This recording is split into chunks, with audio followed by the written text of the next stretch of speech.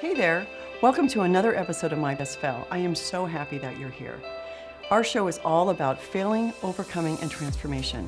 And today's story is all about overcoming. Please welcome my guest, Mayra Martinez.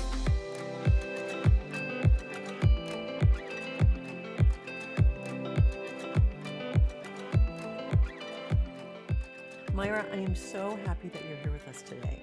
I appreciate that you flew all the way out here to sit on my couch. And I cannot wait for everyone to hear your story. It's a pleasure. Thank you very much for having me here. So, you are the founder of M Squared Talent Solutions, which is an executive search and coaching firm. Is that correct? Correct. Actually, I'm an accidental entrepreneur. Diana, if you would have told me a year ago that I would be an entrepreneur, 2 years ago, I wouldn't have believed you. Can you explain to us what an accidental entrepreneur is? Because I haven't heard that before you. I was the vice president of a large electrical contracting business. I took that business from $200 million to $800 million in revenue. From a talent standpoint, that meant we were hiring 1,000 people, if not more, a year. Wow, that's amazing. I loved it. I loved every aspect of it. And the part why I say accidental is because I never had a dream of being an entrepreneur at all. I never wanted to have my own business. And if my health wouldn't have turned, really causing me to create a pivot in my life, I probably would still be in corporate America today. Let's talk about where you grew up and how that formed a lot of the person that you are today. I actually grew up in El Salvador, was born and raised in El Salvador up until the age of 9. And El Salvador was not the pretty place that it is today. El Salvador today is known for its beautiful beaches, the safest actual country in Latin America. But it wasn't like that in the 80s growing up for me. I was born in the middle of Civil War. I am the fourth out of 5 children in my family. I have memories of great stuff and then memories of some really horrific things. And I remember one of the hardest, most difficult situations that I personally experienced. It was normal for both either soldiers or the guerrilla to come into homes and ask for food, water, bread, whatever the needs were. It was just a common thing that they would come into homes. So I'm sitting down with a neighbor planning her 15th birthday. It's a very big deal in the Hispanic community, as you know, the quinceañera. And we're having a conversation. The soldier comes in, he asks for water, and her mom starts to get food and the water. So he goes to put his rifle down, and once he puts his rifle down, all I hear is a gunshot. And in seconds, all I see is her do one of these, like just the mother or the daughter? The daughter. Right before my eyes, I watch how she is shot unintentionally, but she died within minutes. Oh my God. That was the day that my dad said, we need to do something about this. That was a close call. That could have been Mayra. So it was horrific. Very horrific and traumatizing for a child, 7 years old, to now all of a sudden know what it's like to experience death in that close. Someone that I really cared for so deeply. Diana, that moment really changed our entire family's dynamic, and we decided we really needed to make a change.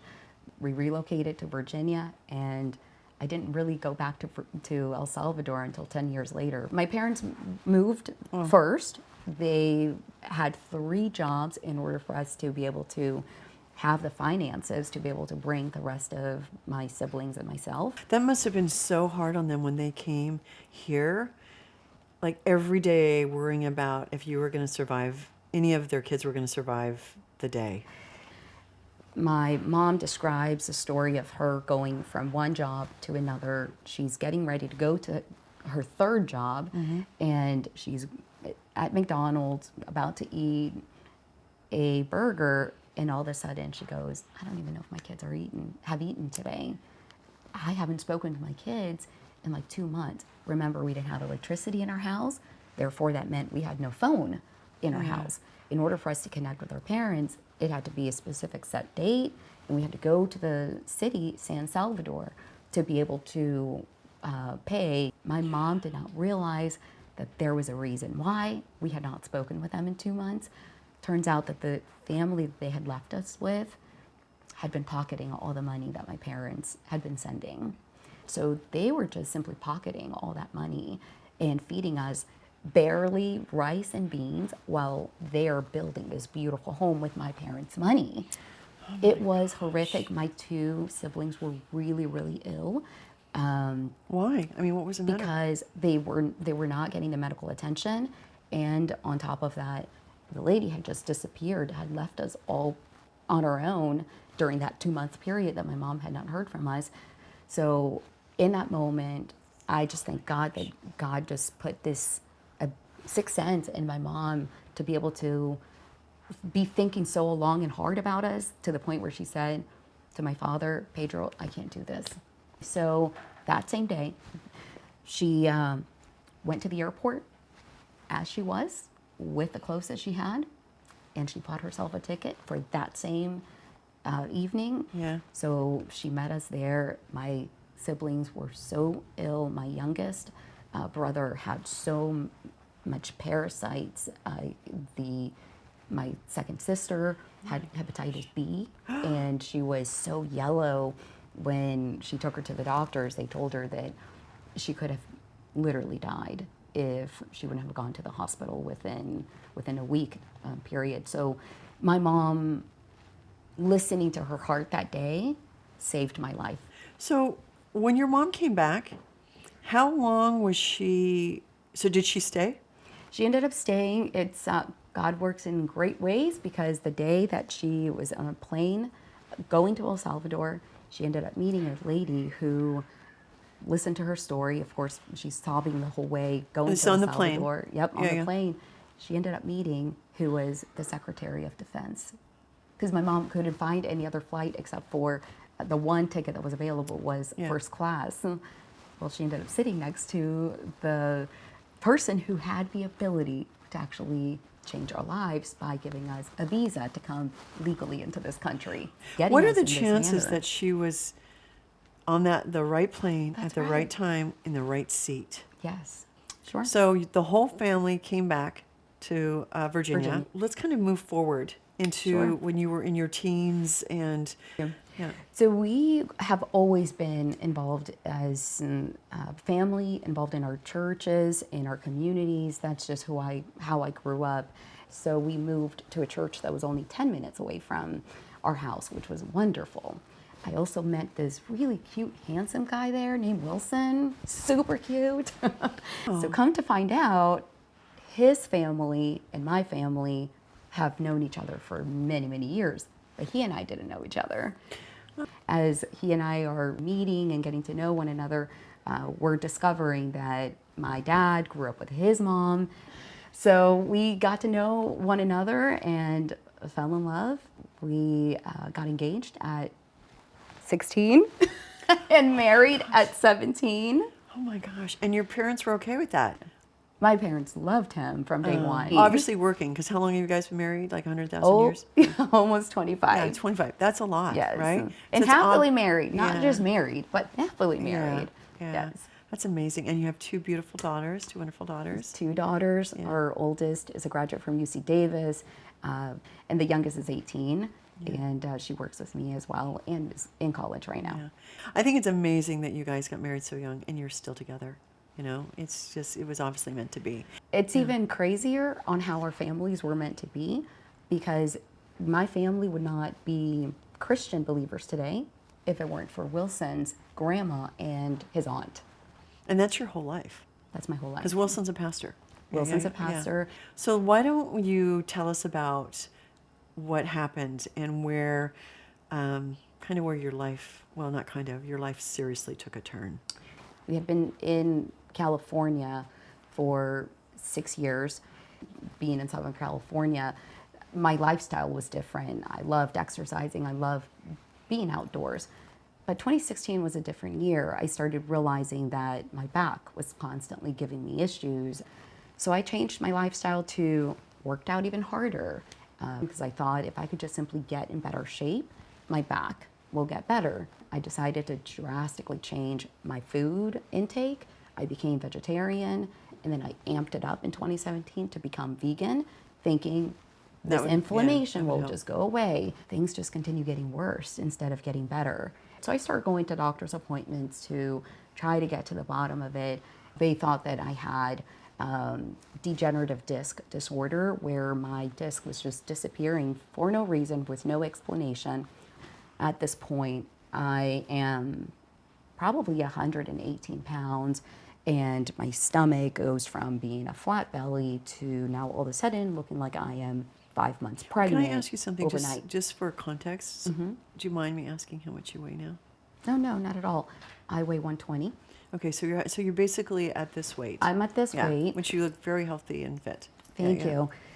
So my belly goes out here, and you can hear rumblings as if a monster is in there, and you can hear the growling. It was awful. It was intense. But the pain, if I could just take a second and tell you, I had never experienced this level of pain. And keep in mind, I've given birth. Meanwhile, the doctors are puzzled. They're trying to figure out what happened, because there was nothing leading up to it other than really bad back pain that then kept on causing this issue with the stomach. So they're ready to cut. And they had no idea what was going on with your stomach? No idea. They're ready to cut. They're like, all right, we can't figure it out. There's no obstruction. So we suggest exploratory surgery. I'm in there for 1 whole week. And in that week, they keep on saying, your blood is telling me something, but I can't figure out what it's telling me. There's a trail that I can't figure out. There's a lot of protein, there's a lot of activity in your muscles, and it looks like you're running a marathon as you're laying down. The pain was so severe that I could barely even get out of bed. Wilson and I actually did communion in my room. We had communion because I was convinced I was going to die. Oh, you're kidding. And Wilson and I discussed how he was going to tell the family, how he was going to tell our daughters. Mayra passed away.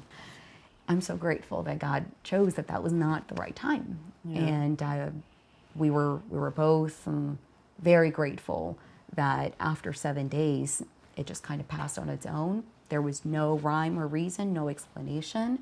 Doctors had no clue. It was sort of like this random episode, but no one could figure out what actually happened. So we dismissed it. I went back to work. I was actually working while I was in the hospital, because that's just what I did all throughout my journey. Being in corporate America, I never skipped a beat. I was always there for my team. I always wanted to show up, and I didn't realize that by doing so, I was just getting myself closer and closer to the grave. Well, if you're an overachiever, that never goes away. Yes. Like, even when you're sick, even when you're in the hospital, because you never want anyone to say that you're not showing up. Correct. Or that you're slipping. Yes. Right? That is like such a big driver, right? And I remember you had told me that you said that you were in a team meeting. You were on camera in a team meeting in your hospital robe, sitting up in your bed, but you were showing up for your team. Yes. And you were like, I'm fine. I can handle this. Don't worry that I'm in the hospital. I'll be back at work soon. Mm-hmm. Yeah, that's insane. But I've done things like that before too. You just think that you're showing up for work, and you don't want people to think that they can't count on you. Correct. Yeah. So were they just assuming that this was all stress? I think you said something like that people were like, because they couldn't figure out what was wrong with you. Mm-hmm. So they said that you're under such stress that your body's reacting because it's just can't take anymore. It was the word that we heard the whole entire time. Yeah. From the very beginning of what ended up turning out to be the darkest chapter in my life. Okay, so it's 2018. Mm-hmm. January. It's January. And you've mm-hmm. never been through an episode like that. But it's Correct. Been building for 2 years because you had problems with your back. Mm-hmm. And so was this episode different? I mean, when did you know that was not just a one-time something was running through your body thing? What ended up happening is I got shunned on that visit by nutritionists and all doctors because they made the assumption that the reason why I ended up so sick on that round was because I was vegan. And they thought I was a bad vegan. Yes.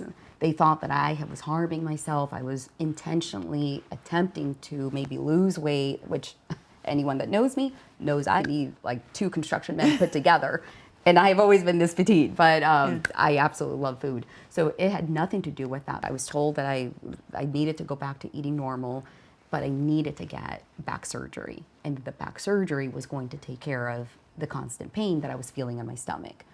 Fast forward to April, I ended up having the surgery. I was convinced that if I could just have the surgery, Everything would go, and you would go back to normal. What ended up happening, though, is that I weakened my immune system even more. So what if you hadn't had surgery?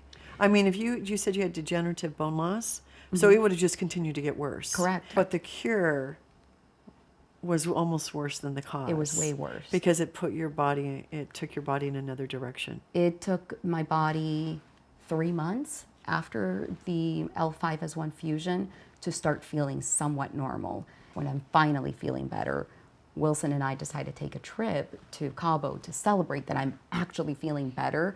Plus, I'm sure you're thinking, you had the surgery, so your path forward is going to be, the worst is behind you, your path forward is recovery. Correct. So you're not going to have these issues anymore. That's right. So we're in Cabo, I have contacts, I'm putting on my contacts, and as I'm putting on my contacts, there was a slight tremor, but that tremor had just gotten worse and worse and worse. And while I'm putting on this contact now, it's doing one of these, like really dancing around. Really, It's so prominent. I freaked out. Was it both hands or just one? No, right now at this point was just the right hand. And fast forward to once we got back to California, we seek out medical help right away. They tell me it had nothing to do with the surgery. I was convinced it had to do with the surgery, nerve-related Like something or nerve-related. Yeah, that's what I would think too. My surgeon goes, Mayra, think about it.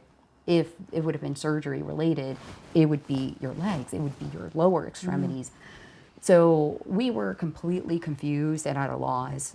But if you were to ask me today, what was the catalyst? Like, where do you think that was the beginning of the darkest chapter? It was the tremors. And I should have known, but even then, I wasn't scared. I just thought it was something small. It was a little tremor. It was not a big deal. I never thought about it as something, the beginning of something that was coming that was going to be huge. What concerned me the most is my throat started to do the same thing. Anytime that I would speak, there was a shakiness. That's what I do for a living. I talk. Yeah. So it was really uncomfortable because it sounded like my voice was starting to shake, like I was going to start crying. I sounded like I was getting emotional. So did that scare you? That's what scared me. Yeah. That was the first time that I was like, okay, this is not normal. This is not good. And now I'm really concerned because it's affecting my day-to-day. Plus it's moving. You're getting more symptoms. Correct. And so you went to the doctor, I'm assuming. I'm going from one doctor to another and same, no answers other than it could be stress. Well, remember when you said the doctor, when you went in for your back, they were doing blood tests and they said there's a trail in your blood, there's something going on, but we can't figure it out. There's a specific blood work, it's the CK, which measures the amount of activity in your muscles, protein in your muscles. My number would shoot up oftentimes by thousands, much higher than it should be, or it would be so low to the point where I shouldn't have been able to move. So because it was so drastic, they could never figure it out. Okay, so what did they say was going on with your throat? They couldn't figure it out either. But honestly, I don't think that they had even the slightest clue. Right. The symptoms keep on getting worse. Okay. Now, not only do I have a little tremor, now it's an actual, like, hands, both like hands Parkinson's? looking like Parkinson's. My throat, I can feel that something is wrong because every time I try to swallow, it feels funny, but you can hear it now. You know, I have to say, those symptoms mimic several things, like Lou Gehrig's disease, MS. Correct. Parkinson's and all that. Yeah. But then things just kept on getting worse and worse. And now I'm feeling like I'm being, literally, knives are going into my whole entire upper extremities. But the pain that went along with that, could you just imagine for a second someone putting those knives through you, but that's not enough, as if you're being electrocuted. Electrocuted. It was the worst sensation. How were you functioning? I don't know. Like, what were you doing? I mean, when that was happening, were you still going to work? Yes, every day. And so you were sitting there in meetings and doing your work while you were in that severe pain? Were you medicated at all? Were you taking any? I always kept on saying, if I'm alive and I'm present, I can beat this. Yeah. I can beat this thing. Yeah. But there is a level of pain that you get to that you absolutely cannot function. And what you do is you spend all your time thinking about how you're managing it. I think I became a master, Diana, of masking it from my own emotions and my own feeling. And so it progressed very quickly after that, It right? progressed really, really fast. Fast forward to the end of November, now I can't do anything as far as my upper extremities. I could not lift my entire arms.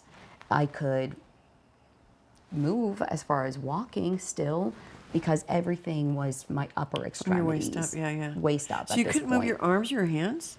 Nothing. So I could, this is what I would have to do, like one of these, and like do one of these to But you can use your type. fingers though. I could still feel. Okay. I could still feel, So and I did use then my did you hands. think something was wrong?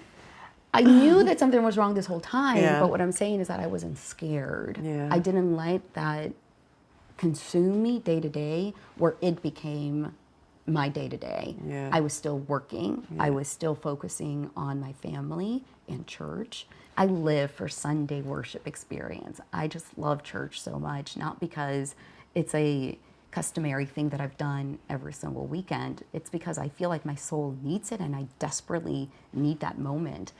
So I couldn't go to church that particular weekend because I was in so much pain. And that's one thing I never want people to see is pain. I never want to talk about pain in the sense of I'm hurting and I'm a victim. Yeah, you don't want people feeling sorry for you. Ever. Yeah. So yeah. I chose not to go to church that weekend because the pain was just so horrific. And my brother called me, my oldest brother called me, and he goes, "Hey, I didn't see you at church on the live. How come I didn't see you there?" And he knew my voice was shaking, but no one in Virginia at this point was really picking up on what was actually happening, the severity of what was actually happening. And I remember telling him, "Bro, I can't do a lot of things these days." I'm like, I can use my hands. I can't really type. Texting is really difficult because he was asking me, how come I stopped calling and texting? I am a connector. I have to connect with people, and especially my loved ones, consistently. He's sitting there in shock. And he goes, "How are you living with all this? And why are you still going to work?" And I'm like, "Because it doesn't affect me whatsoever for work. I'm still able to produce. I'm still able to be there for my team. But the one thing that I cannot do is sing." And when I said that, I broke. I broke into tears. I was gonna mention that because you told me that you were singing. You love to sing in church. That was the hardest part for me. 'Cause you couldn't Throughout sing. this whole entire thing was not recognizing myself when it came to my personal worship lifestyle. I love getting lost in the presence of God, and I thank God that I have had such a strong bond with Him from a very early age, because believe me, it's the only thing that has got me through this whole entire, and continues to help me get through this whole journey. But that's the one thing that I longed for the most. Thank you. Welcome. I longed for the opportunity to be able to do one of these. Raise my hands. For me, raising my hands is an opportunity to say, "God, this is such a heavy load. I'm giving it back to you." So when I do that, I feel like it's like lifting that weight and just giving it back to God. Yeah. And letting Him handle it. And you couldn't move I your couldn't do arms that. up. I couldn't. And you I couldn't couldn't sing it. raise my arms, and I couldn't sing. It was the beginning of realizing I had become a different person. Mayra, as I knew before, was no longer there. I didn't cry because I couldn't talk properly at work, because I couldn't manage things differently or the same as I did before. Now I had to make adjustments in my life, and I was okay with that. I was not okay. Yeah, that was with like this. that was the turning point. It was a turning point. And that's when I started asking God, allow me to go through this with grace, because whatever it is that you want me to go through, I don't want to get bitter. I don't want to lose my joy. And if I do, I'd rather be gone. I'd rather just be up there with you and not experience the hurt in this flesh without that spiritual connection that I felt was no longer there to the same level. Not to say that I couldn't worship in my spirit, raising my hands. I did all the time. I visualized it, but it just wasn't the same. Yeah. It's like everything was getting bad enough that you knew that it was something. And like what you said, yes. the Mayra that you knew was no longer the Mayra that it was at that point. Mm-hmm. So what happened after that? So he tells the whole family about what's happening. My mom gets on a plane and she Again? joins us in San Diego to fix my paralysis. She was convinced that she could fix my upper extremity paralysis. I don't know what that lady did, short of witchcraft probably and lots of prayer, let me tell you. She got me back to being able to do this. I don't know how. And even the doctors were so confused. All of a sudden now, I'm able to move and go back to work in a normal setting, like not being driven to work, but actually driving myself. It was the strangest thing. I was back to normal for 3 weeks, and then my mom decides, okay, you're great, so let me go back. So shortly, within 2 days of her being gone, I'm starting to feel all the pain again, the same, the tremors. The tremors never went away, but the tremors to the point of like this bad comes back, and it's all because of the weakness that's happening in my muscles, weakness of my nerves, losing the myelin too. So I go back to being paralyzed. I start to feel the pins and needles sensation on my feet. Oh no. I start to feel the stabbing. So you all knew through what was my coming? upper. That was scary. I knew it was coming. That it was starting to take over your body. Yep. Oh, that must have I'm been feeling terrifying. the burning, the pain, the electrocution again.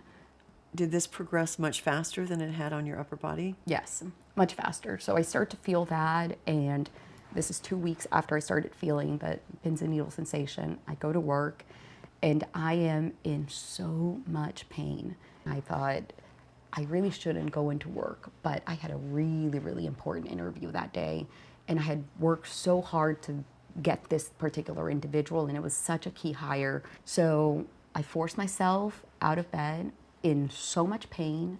In as much as I wanted to avoid it, I knew that I needed to be there.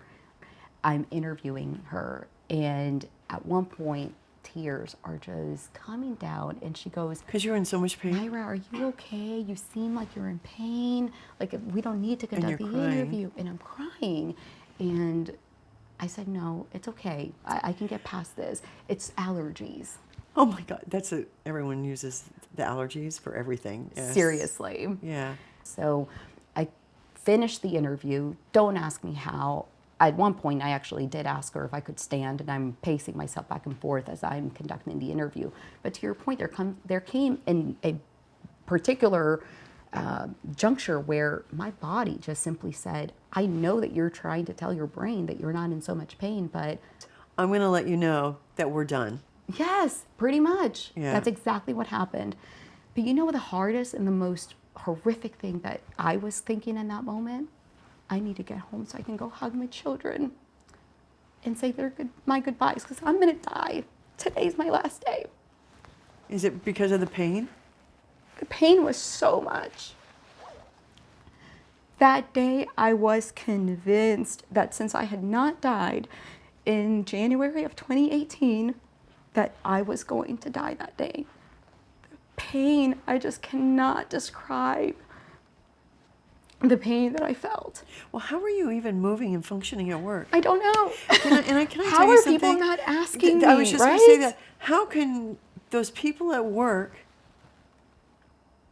why did they not say somebody needs to go and take Mayra to the hospital, or we need to call her husband, or Mayra needs to go home? I think because, again, I was such a high functioning person. I probably didn't show it. I never, by the way, want to put Can I tell any you of something? this I on them. don't agree with that. There's a certain amount of pain that people cannot hide. Even if they're talking to you normally, you can see it in the set of their jaw, the set of their body. You know when somebody is in pain, in physical pain. Yes. It becomes very apparent if you're somebody who cares, or if they know you I in think any you way. hit it right in the nail. Yeah, if Somebody that cares. Wow. And so what happened? When did your body break down? So I actually left that day in an Uber, and I couldn't even open the door to my house, because I'm paralyzed once again at this point. I'm waddling to my door at this So point. your because I can legs are barely- going. This is why I said I felt that I was going to die that day, because I felt the paralysis. It was so real. It was definitely on me. I could feel it, and I'm fighting it. So I get in the door. Nobody was home in that moment, and I get in the bed, and I thought to myself, if I could just simply rest, nap for a little bit, I will be okay. But here's the thing. I had not slept in 19 days. What? 19 days. Zero sleep. Because you couldn't get comfortable. Not only couldn't get comfortable, I just simply could not reconcile my sleep. No matter what I tried everything to go to sleep. But everything that was happening in my body at this point was neurologically as well. I didn't know that neurologically I had so many issues. I was hallucinating. Wilson says that I would hallucinate every single night. What I don't understand is how I could function during the day. Because for 19 days, I don't know how during the day I was normal. And I've actually asked people that worked directly with me during this part of my story. Did you notice? Did you notice Yes, anything? They say that they never noticed I wonder anything. if it was because it's very extreme. Mm-hmm. I'm wondering if that is how your brain chose to have you cope and not die. I know that sounds crazy. Perhaps. But that's obviously, that was your coping mechanism, that you could mask so much pain and act normal. For people at work not to know. Mm-hmm.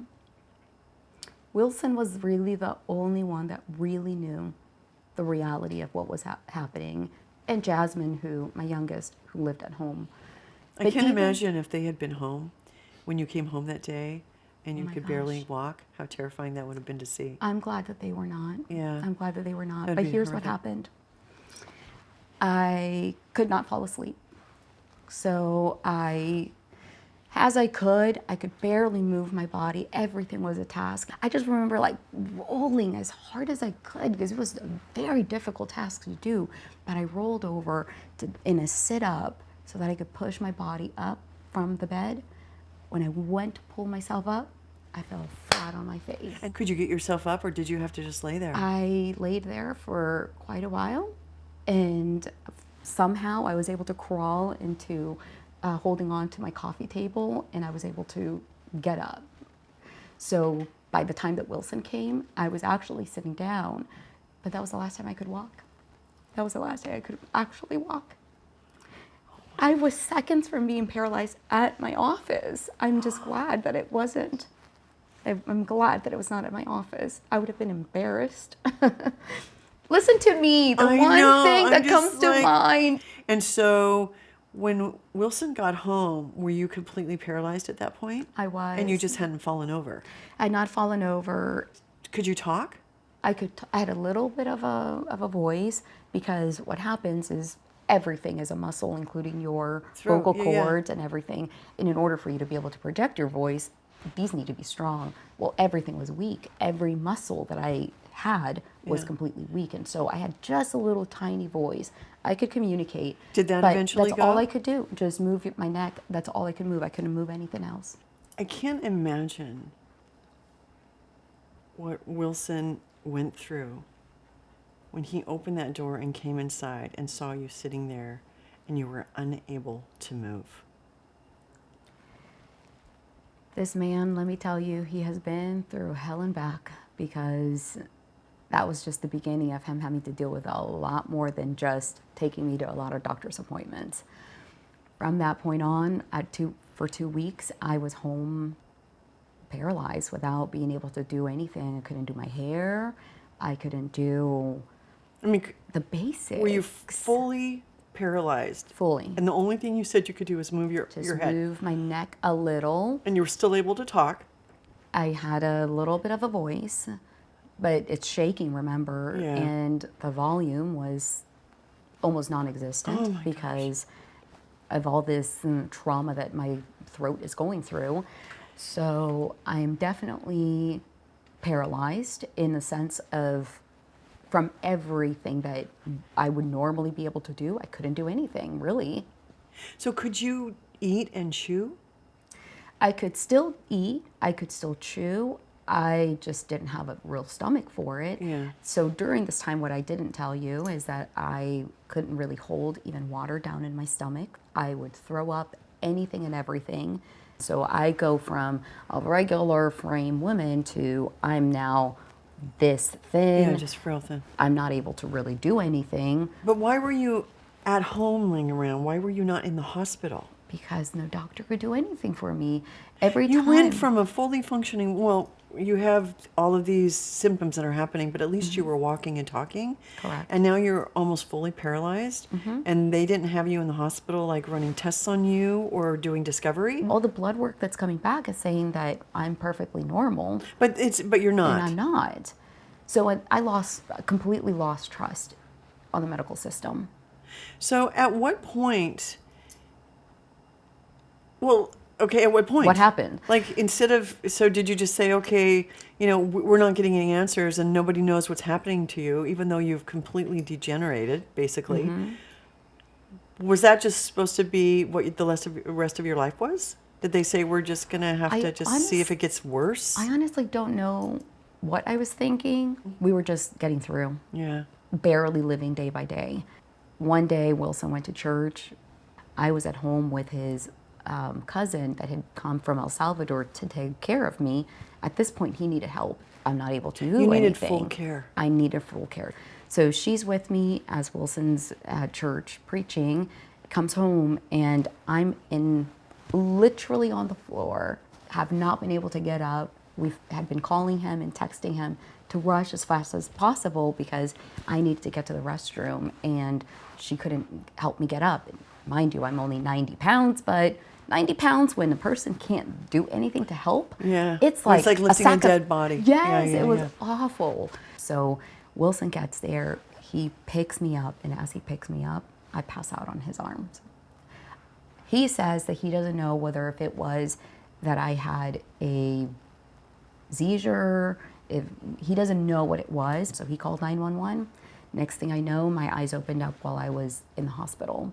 It wasn't even in the ambulance, although I was cognizant afterwards. I remember hearing the sirens and all that, but I woke up in the ER, and that was the very beginning of, okay, now this is serious. But guess what? They're still saying it's stress. How can it be stress? You're not Diana, at work. You're not doing anything. You're not doing anything. I don't understand. I don't get it.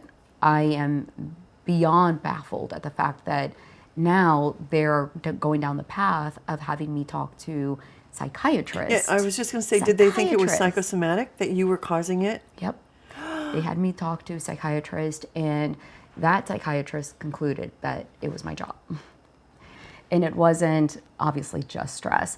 So just so you understand the level of just complexity that they were so lost, I had neurologists and all sorts of doctors, 16 doctors, and they could not conclude What ended up happening is that I kept on getting worse and worse and worse, even in front of their noses.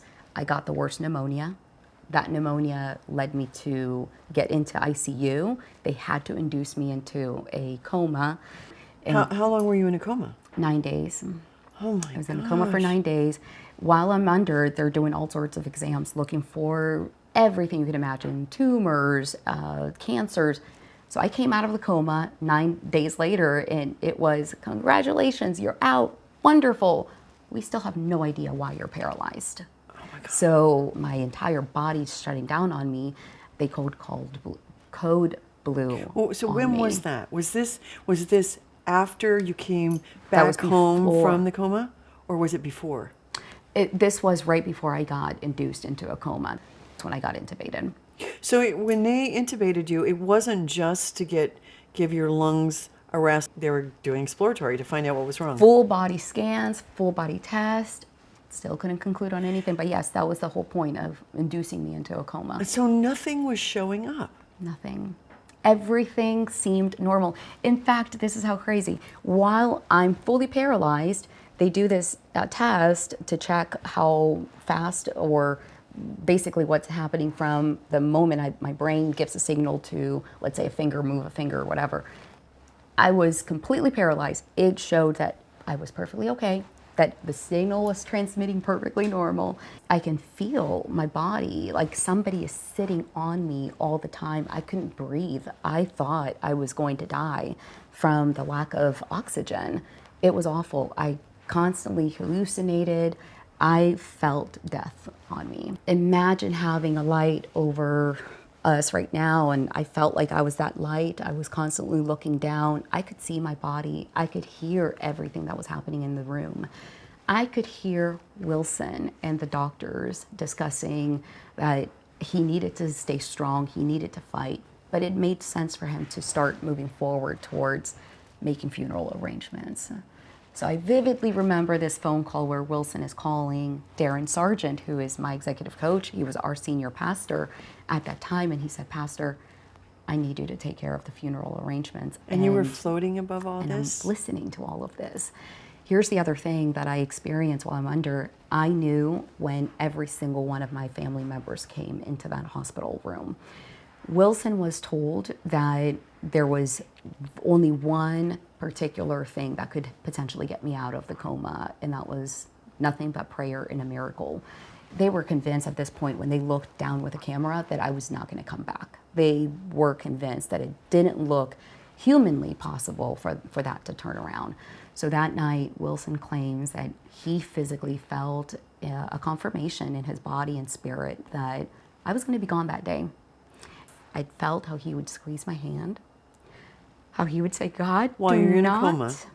Yes, I'm in a coma, and I'm hearing him, and I'm watching this man of our whole entire life that we've built together. You know, I've been with Wilson longer than I've been alive. It feels like. Yeah.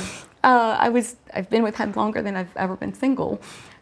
So I'm watching this man who was my life up until that point, and I'm watching him say, "God, if you take her, I know she's not going to be in pain. So I give her to you." And that was hard to hear, but it's what I needed to hear. He gave me permission to go that night. My daughters, he called at that time, 20 years old, called her. She was at UC Davis in Sacramento and said, "Honey, I need you to come home right now." She knew what that meant, and she didn't even go to her dorm to pick up her stuff. She just went straight to the airport. Like your mother. She went to pick up, that's right, just like my mom. Mm-hmm. And my youngest daughter had just gotten great news at school, and my husband had to kind of ignore the good news to say, "Your sister's coming home to pick you up." She knew instantly that that meant that something serious was happening. I had been in the hospital, obviously, for so long at this point, but now she knew something real serious was happening. So my girls get to the hospital, into the room, they hugged me, they laid on my body, and they said their goodbyes. That was really rough. That same night, Wilson allowed certain people to come in and just say their goodbyes, only really the close people at this point. And that's when I realized, oh my gosh, this is a lot more serious. Because I'm listening to my girls, and I knew it was serious, but I had this inner hope that I'm just sleeping. But you're in a coma. I'm sleeping. You're not supposed to be aware of any of this. I'm fully aware that all of this is happening. Every single one of my family members, I knew by a special touch or something that they did that they were there, but it wasn't until that moment that I realized they're here because I'm dying. They're here because I'm not going to make it. And I said, I'm not okay with this, God. So for the first time, instead of looking down, I look up. And when I look up, it was like, God, I am serious about having a conversation with you. And this is not over yet. So I just started having a conversation with God, and I said, God, I have served you. I have done everything as best as I could. I need a second chance in life. I'm not okay with my girls not having a mom in their life. I'm not okay with my husband finishing the rest of his life without me by his side. We're meant to do this together. And you said that we would, so I'm putting this back on you. Mm-hmm. I don't know how long I prayed. I don't know how long I really felt that connection, but until I felt heard, I looked back up. And when I looked back up, I saw something that was incredible. I saw this bright, incredible light. But I also knew I had a choice in my spirit. I don't know how. I remember looking up and then taking my hand and doing one of these. Remember, it's all in my mind. Yeah. All in my mind. And I couldn't raise my hand. I couldn't do anything. But I lift my hand and I did one of these, kind of like to erase. Like erase that light because I'm not going there. Yeah. And it went away. I knew then, right there and then, that I had a choice. I had a chance to choose between life or death. And I chose life. And I'm grateful that my husband was there to be supportive. I'm glad that my daughters were there to be supportive of letting me go if I needed to go. But that same night when the doctors told Wilson I had 24 hours to live, they also saw a change in the monitor. And they said, Wilson, you don't show how broken you are. You keep on fighting and having Mayra believe that you are believing in her and that she's got this, because the moment that she thinks that you have given up, it's game over. She's going to give up. Wow. So they saw something change on the monitor. They did. And that was the beginning of that new life. That was when you waved that light away. Yes. That's amazing. So healing began right there and then. They still had no clue what was wrong. They told Wilson, the last thing that we can do, Wilson, it's a Hail Mary, but we're going to attempt it. It's called plasmapheresis. They were going to basically cleanse my blood. And by doing so, they were hoping that if it was an autoimmune, that it was going to autocorrect itself. But it was the shoot in the dark. They did it, and that same night, the very first day that they did, I was able to move my wrist a little bit. I had not moved in So you such were out a of the long coma, time. though, but because we Yes. missed that step. Yes. So how long after you had had the out-of-body experience, much longer were you in the coma after that? Not long. I was in a coma for 9 days. I couldn't tell you when I experienced out of body or anything. Okay, that makes sense. All I can tell you is that I had multiple stories, and believe me, we would be here all day if I told you all the stories what I experienced. And it was fabulous. So it was 9 days in a coma, and then as they did, I came out of the coma, they did plasmapheresis, and then about maybe 3 weeks later, they decided to send me to a rehab facility where I would begin working on all my stuff. So were you able to move your wrists and stuff before you left the hospital? Yes. Right after plasmapheresis, which was 5 days after coming out of the coma. Yeah. So it worked. It worked. And why did they think it was going to work if they didn't know what was wrong with you? They didn't. They just thought if we do this on autoimmune patients that have MS, oftentimes get this type of treatment. Yeah. So their thought process was if it works on autoimmune people, which we believe you're having some sort of autoimmune something, we just can't figure it out, this could at least help. It wouldn't damage, it wouldn't hurt. Might as well we'll do just it. see if, Well, actually, So they've already moved from stress and a bad vegan diet to that they think you have an autoimmune disease. Now, finally. Yeah. Then what happened? Then what happens? So from that point on, talk about working extremely hard at rebuilding my body. I was 72 pounds at my worst. So it was a process. I learned how to talk again, how to walk again, how to do life all over again in a different manner, because it took a while for my muscles to be able to come back. And So were you in a wheelchair? I was in a wheelchair for about 4 months, and it's an ongoing thing. My muscles up to now still have a lot of weakness. It's something that I probably will not be able to get. I'm claiming that I will be able to, but my whole entire journey has been getting better, better, better. Yeah. But I've never been able to be 100%. But when did you go from that, being in a wheelchair, learning how to walk again, to who you are now? It's been quite a process. The first year coming out of a coma and relearning how to do life all over again, it was a slow process. It was about 9 months before I could be fully independent with no gear. I do have a dropped foot that has not healed ever since, but And what I does was that able mean? to. Exactly. A dropped foot means that I do not have the ability to lift my toes, like the front portion of my feet. I can't do that on my right foot.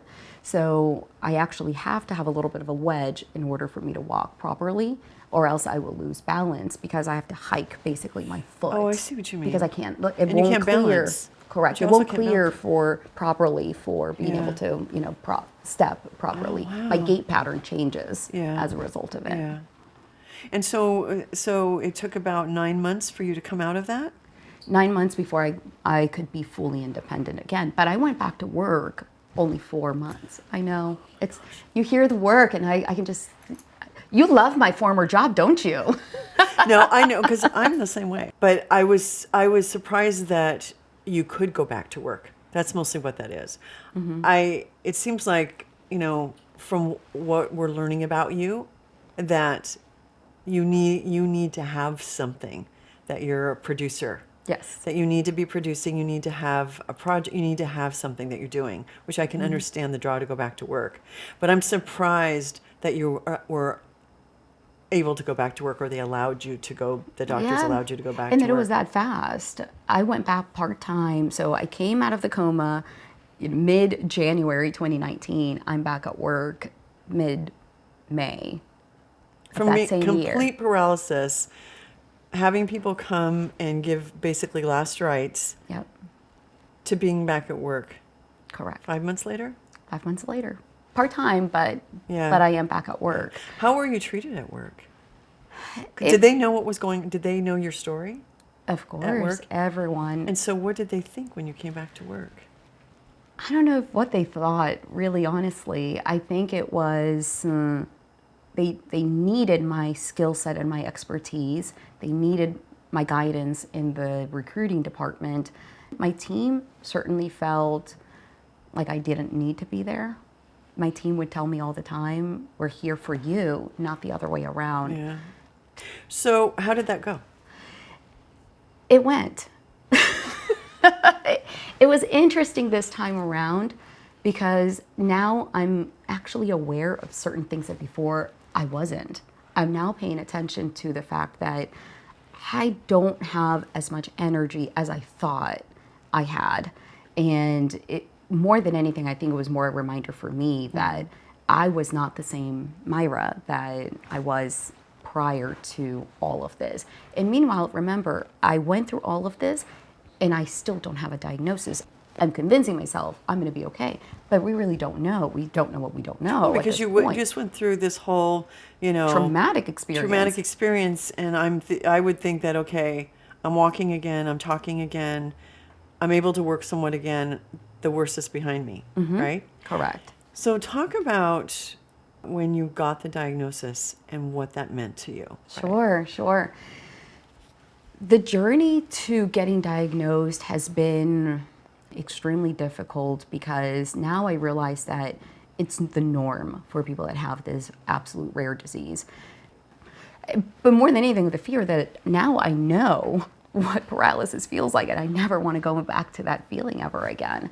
So started going back to the doctors, and obviously I never stopped seeing doctors because I'm still recovering. Remember, I'm still going through the process of my muscles are getting better, my nerves are definitely getting better. I'm getting back into a normal routine, trying to live in the new normal of not having a diagnosis, but I still have a condition. So I'm getting these episodes, and they're happening more and more often. I had one in August of 2019, and I thought that was a one-off.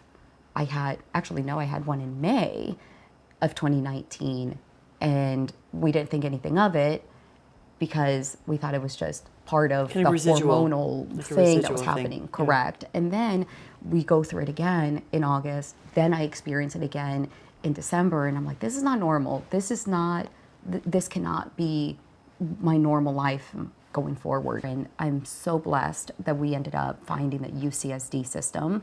They have an incredible, incredible staff. So between going from one doctor to another within UCSD, they were able to do 3 tests because one particular doctor had already diagnosed someone previously. But it's not just any doctor. It was the same doctor that dismissed me in December of 2018 when I was fully paralyzed. She's a neurologist at UCSD, and she was the one who, thank God, was able to land on porphyria. So she did a blood test, a urine test, and a genetic test.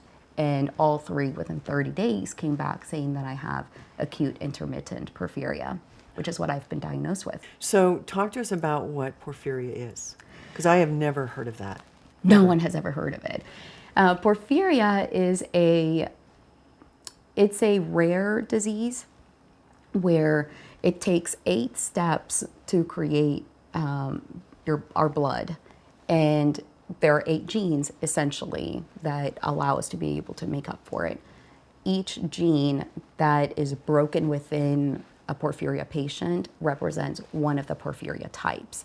My porphyria type is acute intermittent porphyria, which means that I don't have enough hemoglobin in my body, first of all. Second of all, I have these buildups of chemicals in my body.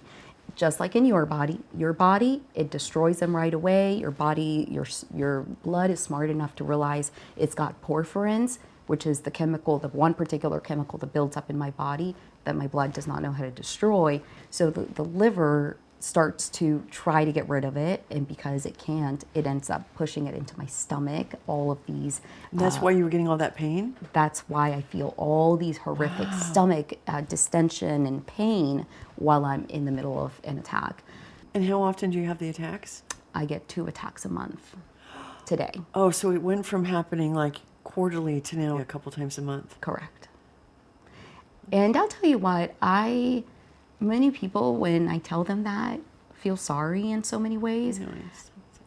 I don't. I'm so grateful for porphyria. I really am. Porphyria made me realize that I was living in a harmful pace for myself. What I was modeling for my daughters was exactly that, how to constantly be people pleasers, how to constantly sacrifice for your career. And I'm not saying don't. There are certain there's a time and place, but when you're constantly harming your body, yourself, and you're putting your family at risk because you might not be here, that's irresponsible. And porphyria taught me to be responsible. The same week that I was diagnosed with acute intermittent porphyria, I resigned my job. It was almost like this relief also gave me this new level of boldness that I had never experienced, in a good way. Boldness of, I'm alive and I can do whatever the heck I want. I am, because you've cheated death. Exactly. You waved it away. I know a little bit about it because since meeting you and talking with you, I've looked at it, but it's incredibly rare. Yes. But it's a genetic disease. And if it is, why are you the only one in your family that has it? Or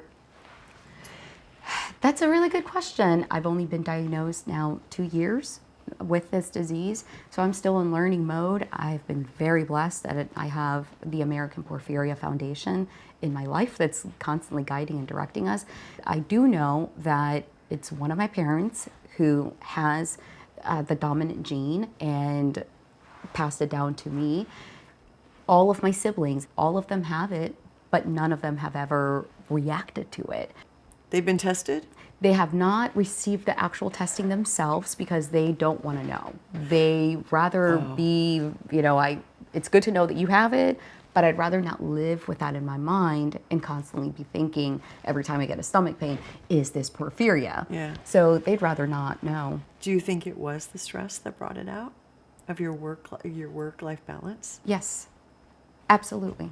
I wish I would have really taken a step back and understood what I was doing to myself, Diana. That's the worst part.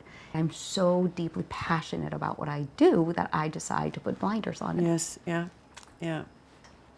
Plus, I have to think, and this is not in a negative way, but I do believe that you were in denial, and so you were working even harder because Yes. you were hoping that you could, like everything else, that you could fix it, you could make it better, we could make it stronger. Let's just work through this. My back hurts, my stomach hurts. I'll just change my diet. I'll just work out better, harder, safer, whatever. And so I'm sure you're a very smart woman. There was a point where you realized there's more to this, but I'm just going to power through. It's a safety mechanism. It was exactly it's that. A safety mechanism. It was. Yeah. It was until, I would say, the end of March of 2021. And of course, the pandemic was a good thing in my life to realize, is this what life is really all about? Yeah. Life is short, and we all know that. And I cheated. So now that I have, it just wasn't why your am time. I living? Why This am I life is living the about same timing. chapter? Yeah. No, I kept on asking myself, why am I living the same chapter? If I'm here, I'm supposed to be doing something different with my life.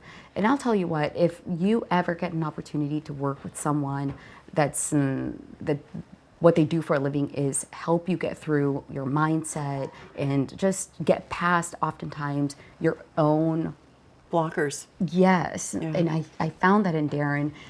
He was able to really help me identify that, great, I'm glad that you're here, but now let's take it to the next level and doing it in a safe manner where it's not going to harm you.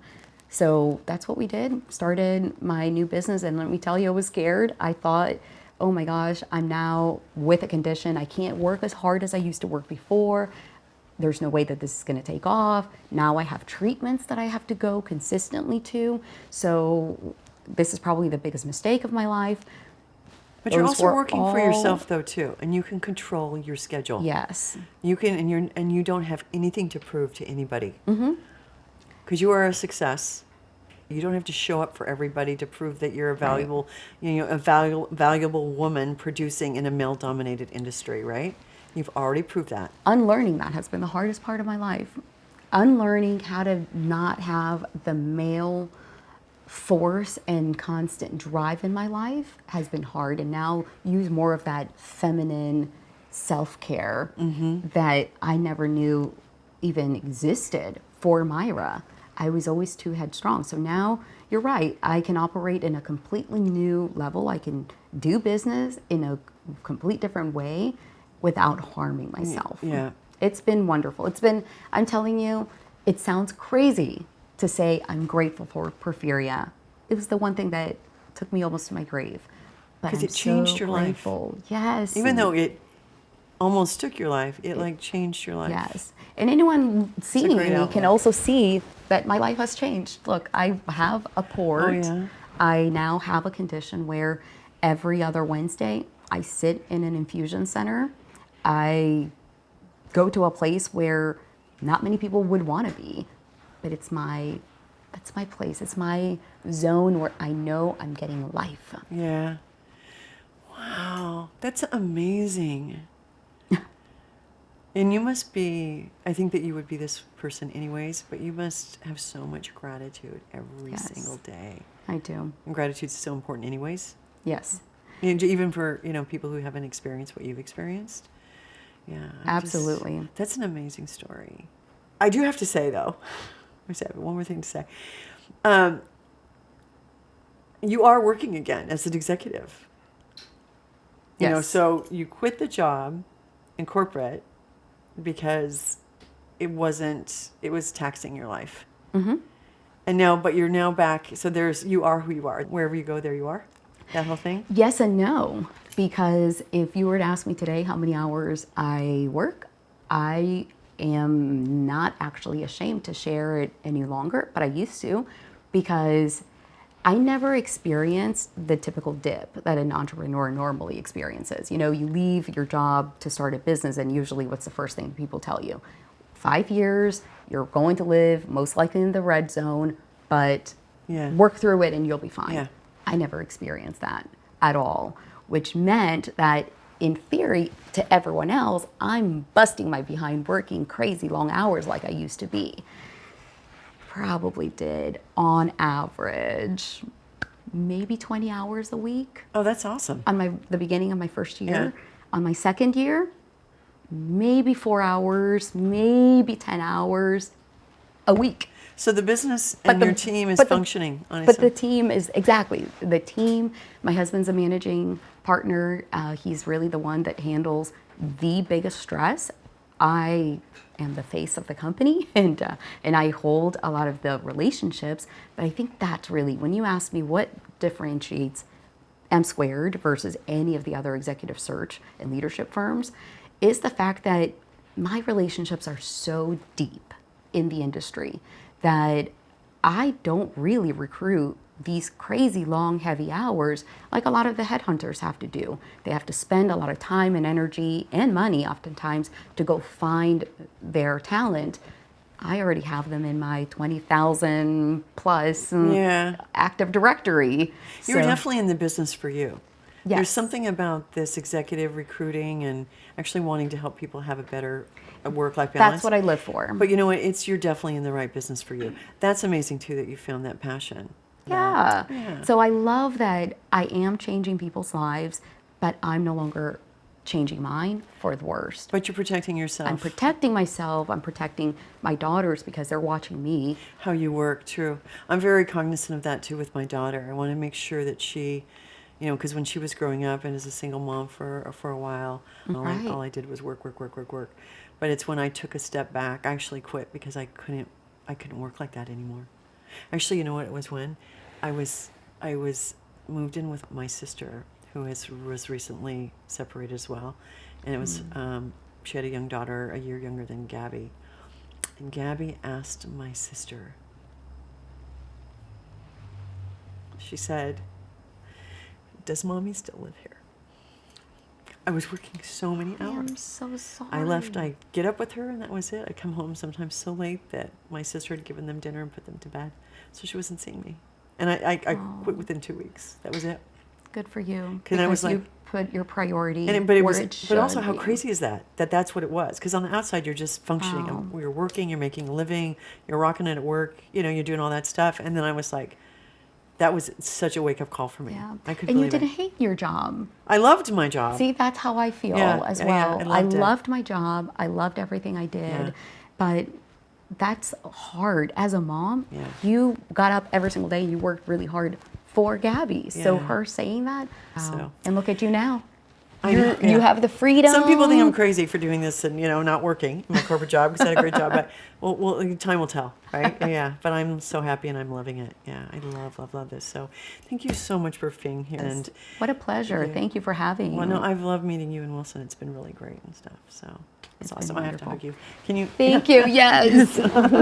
I'm so awesome. Oh my This has gosh. been great. Thank you very much. Do you have a story that needs to be told? Send us an email at contact@mybestfell.tv. If we think it's a good fit, we'll reach out.